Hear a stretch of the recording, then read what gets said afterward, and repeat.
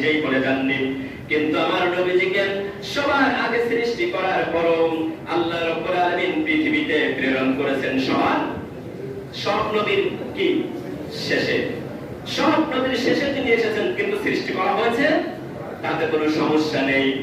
আবার যখন কিয়ামতের মুসিবতের দিনে আমার নবীজি যখন হাসরের ময়দানে বিচার শেষ হয়ে যাবেন, যখন জান্নাতের দিকে সবাই ধাবিত হবেন, সমস্ত নবীদেরকে আল্লাহ রাব্বুল আলামিন একটা করে লাওয়া দান করবেন, একটা করে পতাকা দান করবেন। নবীজিদের উম্মত যত সেই অনুযায়ী তাদের পতাকার আকার আকৃতি হবেন। সব নবীজিদের পতাকাটি হবে ছোট ছোট পতাকা, উম্মতের সংখ্যাও হবে কম। আল্লাহ রাব্বুল আলামিন আমার নবীজির পতাকাটা সবচাইতে বড় কালিমা খচিত পতাকা, ওই পতাকার নিচে যে বিশাল মিছিলটি থাকবে জান্নাতুল ফেরদাউসের দিকে, আমার নবীজির পতাকার নিচের মিছিলটি হবে সবচাইতে বড় মিছিল। আর এই নবীজির মিছিলের আগে কোন নবীজির মিছিল দিয়ে জান্নাতের দিকে যাওয়ার সাহস হবে না। পৃথিবীতে আল্লাহ রাব্বুল আলামিন সৃষ্টি করেছেন শুরুতে, পৃথিবীতে পাঠালেন শেষে, আবার বিচারের পরে আল্লাহর জান্নাতে যাবেন সবার আগে।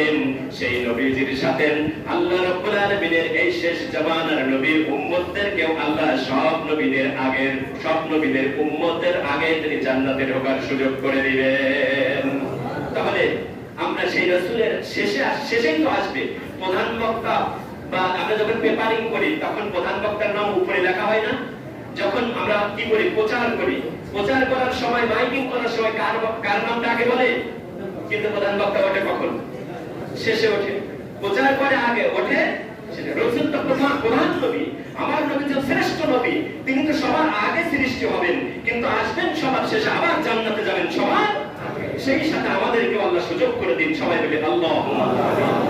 আমার ভাইরা, সেই রাসূলের জীবন, নবীজির আচার ব্যবহার যে কেমন, আমরা আসুন যে একটা আদর্শের কথা শুনেই শেষের দিকে চলে যাব, লম্বা কথা বলার সুযোগ নেই।